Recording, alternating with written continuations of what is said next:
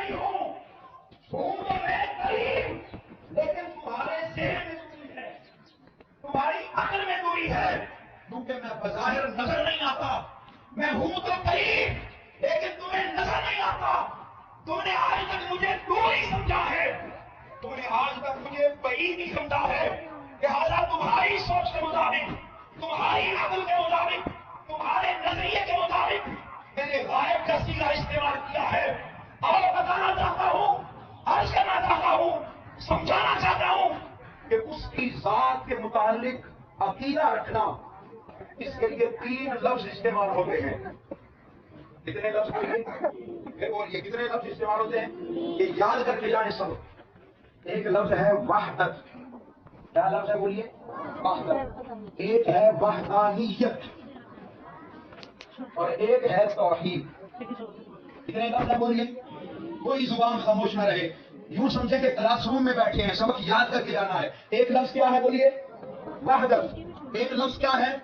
وحدانیت۔ اور ایک لفظ ہے توحید۔ سن لو، وحدت اکائی کو کہتے ہیں، ایک ہونے کو وحدت کہتے ہیں۔ یہ کوئی چیز بھی ہو سکتی ہے۔ ہم کہیں گے آپ کے اس اجتماع میں بڑی وحدت ہے بھائی، سارے لوگ ایک جیسا لباس پہن کر بیٹھ جائیں تو ہم کہیں گے ان کے لباس میں وحدت ہے، یہ اکائی کا نام ہے۔ سب لوگ ایک جیسا کھانا کھا رہے ہوں، ہم کہیں گے ان کے کھانے میں وحدت ہے۔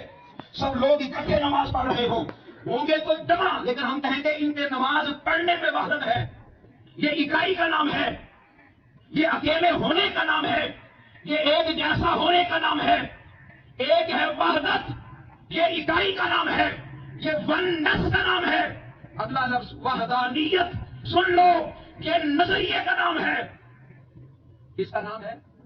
وحدانیت، کہ وہ ایک ہے اللہ۔ وہ کیا ہے بولیے؟ اس میں فرق کیا ہے؟ فرق یہ ہے کہ اگر اللہ کے ایک ہونے کی خبر اور علم آپ کو کسی بھی ذریعے سے نصیب ہو جائے تو یہ وحدانیت ہے۔ کوئی سائنسدان ہو، سائنسدان پڑھتا رہے، تحقیق کرتا رہے، ریسرچ کرتا رہے، بالآخر اس نتیجے پر پہنچے کہ اللہ ایک ہے، اب اس کو وحدانیت کہیں گے۔ کیا کہیں گے بولیے؟ کوئی ریاضی دان ہے، میتھمیٹیشین ہے، اس تحقیق کرتا رہے، کیلکولیشن کرتا رہے، جمع تفریق کرتا رہے، ملاتا رہے، نکالتا رہے، تقسیم کرتا رہے، ضربے کرتا رہے، بالآخر اس نتیجے پر پہنچے کہ وہ ایک ہے، یہ وحدانیت ہوگی۔ وہ سائنسدان جو چاند پر گئے تھے، اپولو 10 اور اپولو 11، جب وہ گئے چاند پر تو واپس آئے تو کسی نے پوچھا کہ وہاں جا کر کچھ دیکھا؟ وہاں جا کر کچھ دیکھا؟ انہوں نے کہا ہاں کچھ اور تو نظر نہیں آیا، ہاں یا مصطفیٰ کا شہر مدینہ نظر آیا ہے یا مصطفیٰ کی ولادت کا شہر مکہ نظر آیا ہے، وہاں جا کر بھی یہ نظر آیا۔ ان کا کچھ سنائی بھی دیا؟ انہوں نے کہا وہاں جا کر کوئی اور آواز تو سنائی نہیں دیتی، لیکن جب کوئی بندہ مومن، کوئی مؤذن مسجد سے آذان پڑھتا ہے تو آذان کی آواز چاند پر بھی سنائی دیتی ہے۔ ان کو پتہ چل گیا کہ کوئی ہے، لیکن میں بتانا چاہتا ہوں کہ یہ وحدانیت ہے۔ جس چیز کا ان کو پتہ چلا، وہ کیا پتہ چلا؟ وحدانیت۔ آئیے آپ نے وحدت بھی سمجھ لی کہ وحدت اکائی کو کہتے ہیں، وحدانیت بھی سمجھ لی کہ وحدانیت کسی نظریے کا نام ہے، کسی ڈاکٹرائن کا نام ہے، کسی سوچ کا نام ہے، کسی تحقیق کا نام ہے، اور نظریہ تبدیل ہوتا رہتا ہے۔ نظریہ کیا ہوتا ہے بھئی؟ پہلے تجربہ ہوتا ہے، مفروضہ بنتا ہے، پھر مشاہدہ بنتا ہے، پھر جا کر نظریہ بنتا ہے۔ ڈارون نے ایک نظریہ بنایا، لیکن اس نے کہا بھئی یہ حتمی نہیں ہے، یہ تبدیل ہو سکتا ہے۔ سن لیں، نظریہ تبدیل ہوتا ہے، ڈاکٹرائن تبدیل ہوتا ہے، کیونکہ وہ انسانوں کا بنایا ہے۔ آئیے آپ بتانا چاہتا ہوں، دل پر ہاتھ رکھیے گا، اگر کوئی کیلکولیشن کے نتیجے پر کسی ریزلٹ پر پہنچے کہ خدا ایک ہے تو وحدانیت ہے۔ کوئی ریاضی دان پہنچے، وحدانیت ہے۔ کوئی سائنسدان پہنچے، وحدانیت ہے۔ کوئی بایو کو جاننے والا پہنچے، تحقیق کے نتیجے میں پہنچے، وحدانیت ہے۔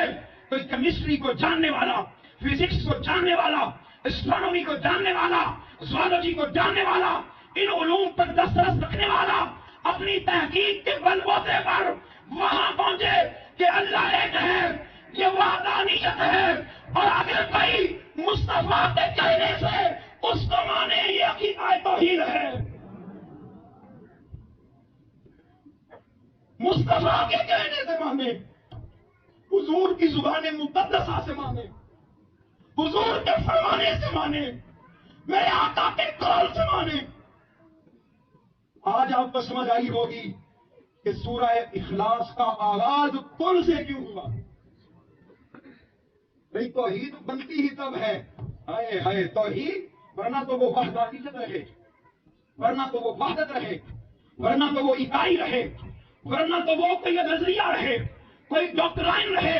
ہاں کسی اور ذریعے سے مانو گے وحدانیت رہے گی، اور اگر مصطفیٰ کی بارگاہ سے ہو کر جاؤ گے تو توحید بن جائے گی۔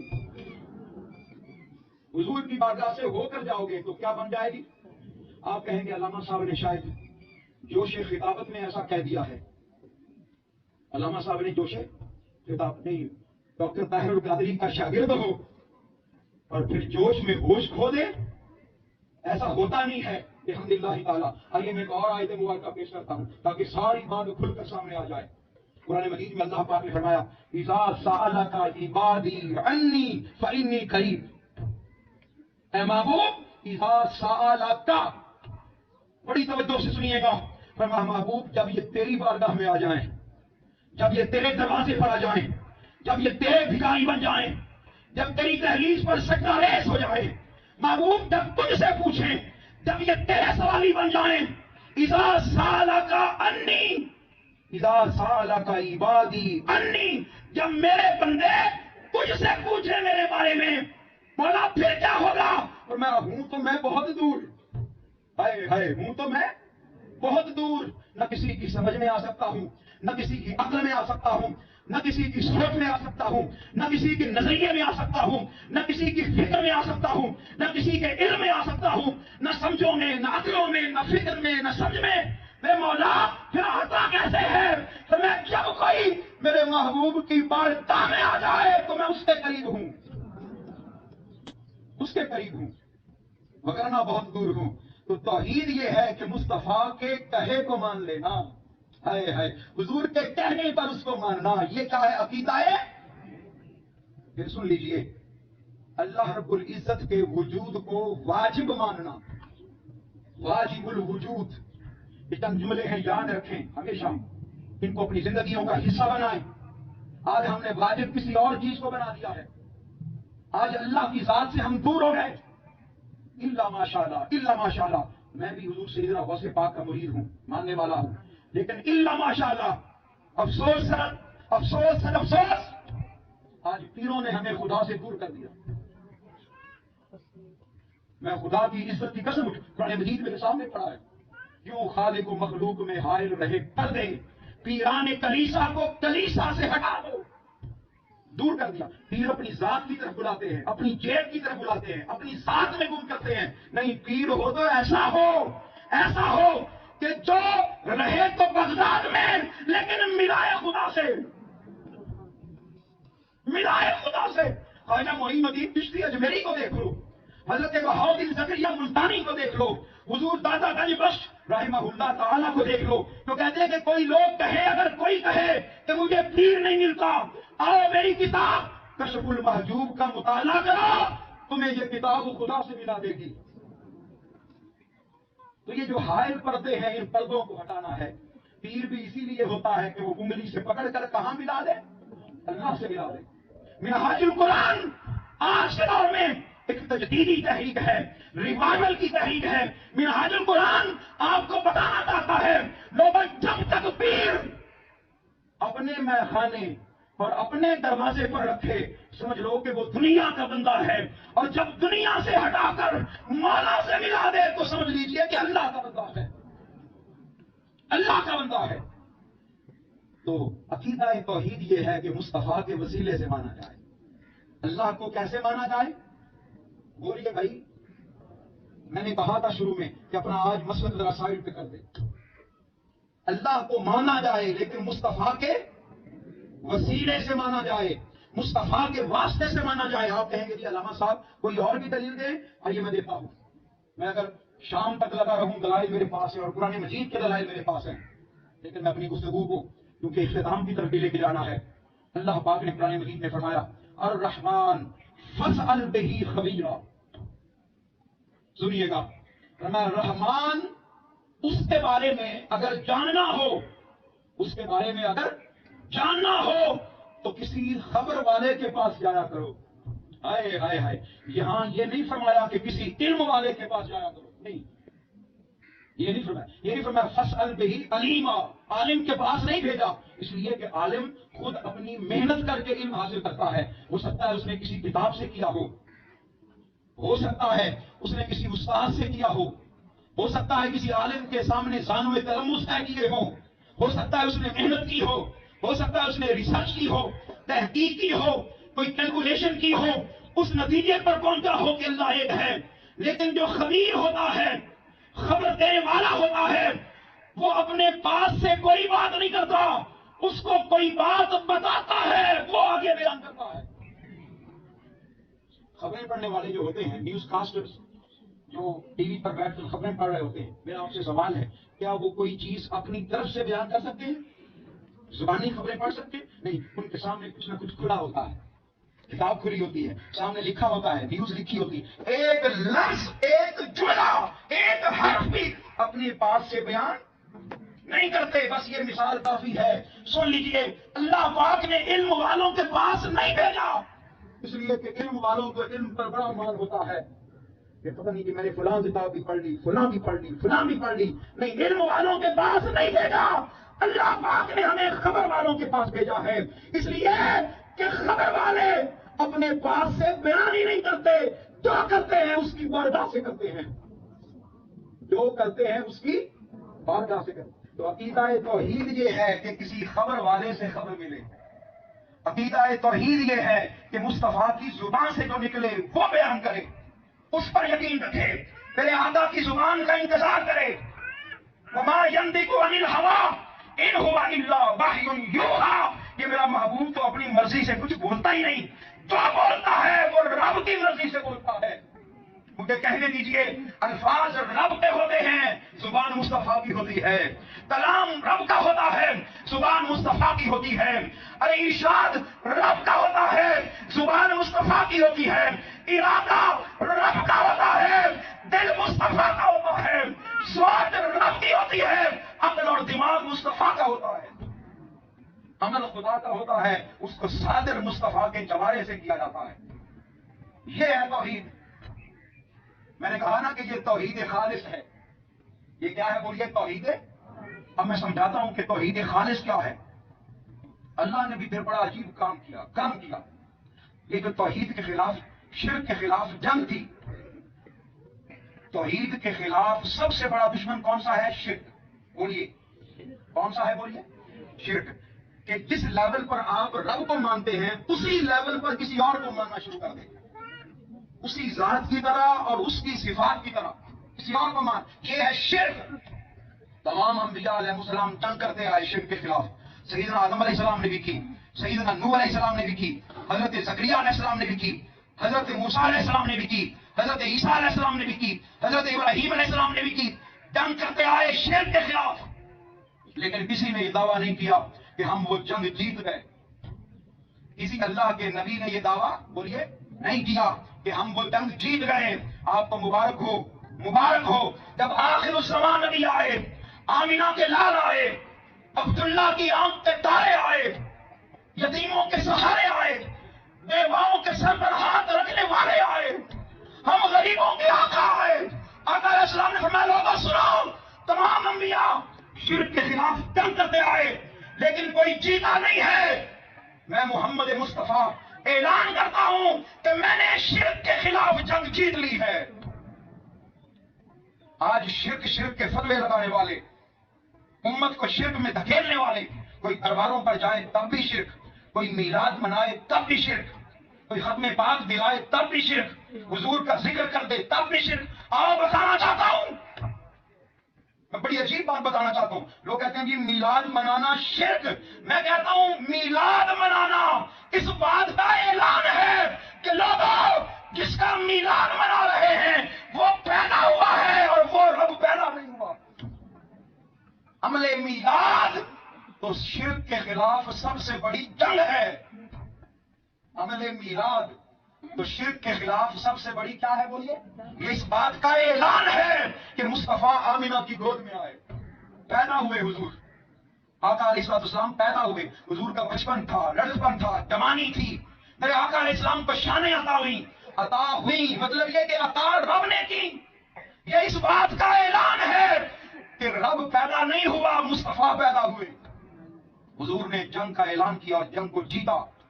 आका अलैहिस्सलाम ने ग़ज़वा उहद के शुहदा के मज़ारात पर जो सालाना उर्स होता था, अब मेरे पास वक्त नहीं है, मैं आपको बड़ी तफसील से बताता। हर साल उहद के शुहदा के मज़ारात पर उर्स होता। क्या होता बोलिए? ये बुखारी शरीफ की, मुस्लिम शरीफ की तमाम किताबों में ये हदीसें भरी पड़ी हैं। उर्स होता, आका अलैहिस्सलाम के लिए बाकायदा मिंबर लगता, उस मिंबर पर बैठकर मेरे आका अलैहिस्सलाम खिताब फरमाते। यही तो होता है उर्स। भाई अगर इसके अलावा कुछ और होता है उससे हमारा कोई ताल्लुक नहीं। नाच गाना होता है वहां पर अगर, तो हमारा कोई ताल्लुक नहीं। भंगड़े होते हैं तो कोई ताल्लुक नहीं, खराफात होती हैं तो कोई ताल्लुक नहीं। हमारा ताल्लुक यह है कि जिस अल्लाह के वली के मजार पर उर्स हो रहा है, वहां पर जाकर एक तो उनके लिए दुआ करें, फिर उनके वसीले से रब की बारगाह में दुआ करें और उनकी बारगाह में अर्ज करें और उनकी तालीमात को लोगों के सामने पेश कर दें। यह है उर्स। इसके अलावा अगर कुछ और है तो मैं अलग ऐलान मिनहाजुल कुरान के मिंबर का ऐलान कर रहा हूं कि वो उर्स नहीं है, कुछ और है। वो उर्स नहीं है, कुछ और है, उससे हमारा कोई ताल्लुक नहीं। बताना चाहता हूं कि आका अलैहिस्सलाम शुहदाए उहद के मज़ारात पर तशरीफ ले गए, वहां पर मिंबर रखा गया, आका अलैहिस्सलाम वहां पर तशरीफ फरमा हुए, हुजूर ने खुतबा दिया और खुतबा क्या दिया, दो जुमले अर्ज करना चाहता हूं। फरमाया इन्नी लस्तु अखाकुम अन तुशरिकू बादी, ऐ मेरे महबूब के उम्मतियों सुनो। आका अलैहिस्सलाम ने ऐलान फरमाया, ऐ मेरे सहाबा मैं ऐलान करके जा रहा हूं। और ये आका अलैहिस्सलाम के विसाल मुबारक से कुछ अर्सा पहले की बात है। सहाबा कहते हैं इसके बाद हुजूर को हमने कम देखा और आका अलैहिस्सलाम का विसाल हो गया। आका अलैहिस्सलाम ने ऐलान कर दिया, वर्डिक्ट बयान कर दिया, ऐ मेरे उम्मतियों अब मुझे इस बात का खौफ नहीं है कि मेरे बाद तुम शिर्क करोगे, बल्कि ततनाफसू फी दुनिया, हाँ तुम दुनिया में जरूर पड़ जाओगे। ऐसा है कि नहीं? हम दुनियादार हो गए, दुनिया में पड़ गए। जिसके पास एक घर है दूसरा ढूंढना चाहता है, जिसके पास एक नौकरी है दूसरी करना चाहता है, जिसके पास एक गाड़ी है और गाड़ियां खरीदना चाहता है। मानो असबाब की कसरत होती जा रही है। लोगों को बताना चाहता हूं मुस्तफा ने शिर्क के खिलाफ जंग जीती और अकीदा तौहीद को वाज़ेह करके निकला करके अपने वसीले से उम्मत के सामने पेश कर दिया और अल्लाह ने फिर उसका अजर क्या अता फरमाया। बड़ी तवज्जो तलब बात, अजर क्या अता फरमाया अल्लाह रब्बुल इज्जत ने, अजर क्या अता फरमाया हुजूर को। जमाना माजी में हुजूर के तशरीफ लाने से पहले किन किन चीजों को पूजा जाता था, बड़ी तवज्जो तलब बात, ये बात शायद आप पहली दफा सुने। जिन जिन चीजों को पूजा जाता था, दरख्तों को पूजा जाता था, दरख्तों की इबादत होती थी, जानवरों की इबादत होती थी, गाय की इबादत आज भी होती है। सूरज को पूजा जाता था, सूरज प्रस्त लोग थे, चांद को पूजा जाता था, जिस जिसको पूजा जाता था, हाय हाय हाय भाई ये तो देने का लेने का देना है, ये तो जैसा करोगे वैसा भरोगे। मुस्तफा ने अल्लाह की तौफीक से शिर्क के खिलाफ जंग जीती तो हुजूर के तशरीफ लाने से पहले जिस जिस चीज को पूजा जाता था, हुजूर के तशरीफ लाने के बाद अल्लाह पाक ने उस चीज को मुस्तफा के सामने सजदा रेज़ कर दिया। हाय हाय उस चीज को मुस्तफा के सामने सजदा रेज़ कर दिया। दरख्तों को पूजा जाता था, हुजूर के तशरीफ लाने के बाद दरख्तों ने मुस्तफा की बारगाह में सजदे किए। एक शख्स आया, उसने कहा या रसूल अल्लाह, अल्लाह की तौहीद पर अपनी रिसालत पर कोई दलील दे। आपने फरमाया किस चीज पर दूं? उसने इर्द गिर्द देखा, उसको दूर एक दरख्त नजर आया, उसने कहा उस दरख्त से दिलवा दे। हुजूर ने फरमाया मैं नहीं कहूंगा, जाकर तुम उससे कहो कि मुस्तफा बुलाते हैं।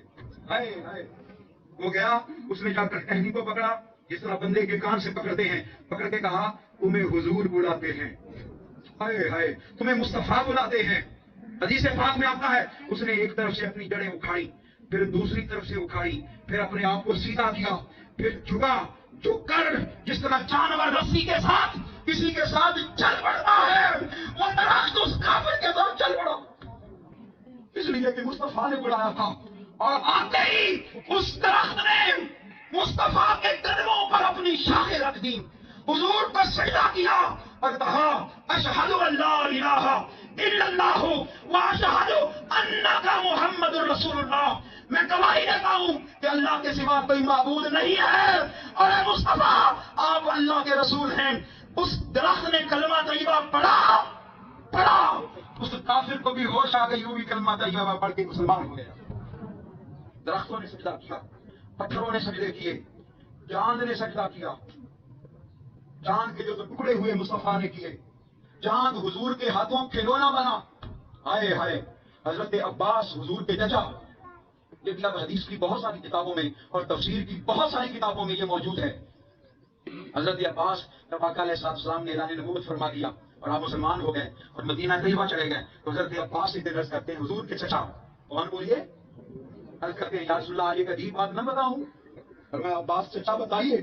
اور میں جب آپ چھوٹے تھے اور حلیمہ سعدیہ کے گھر میں تھے، بنو سعد قبیلے میں، تب آپ وہاں تھے، تو یا رسول اللہ میں نے ایک دن دل کیا کہ کیوں نہ اپنے بھتیجے کو دیکھ کر آؤں۔ اس وقت نہیں جانتا تھا کہ آپ محمد رسول اللہ بنیں گے اور آپ کا یہ مقام ہوگا اور آپ کا یہ مرتبہ ہوگا۔ میرے دل میں خیال آیا کہ جا کر اپنے بھتیجے، اپنے بھائی حضرت عبداللہ، ان کے بیٹے کو دیکھ کے آؤں۔ یا رسول اللہ میں گیا تو میں نے آسمان پر ہلچل دیکھی، جیسے جیسے قریب جا رہا ہوں آسمان پر ہلچل تھی۔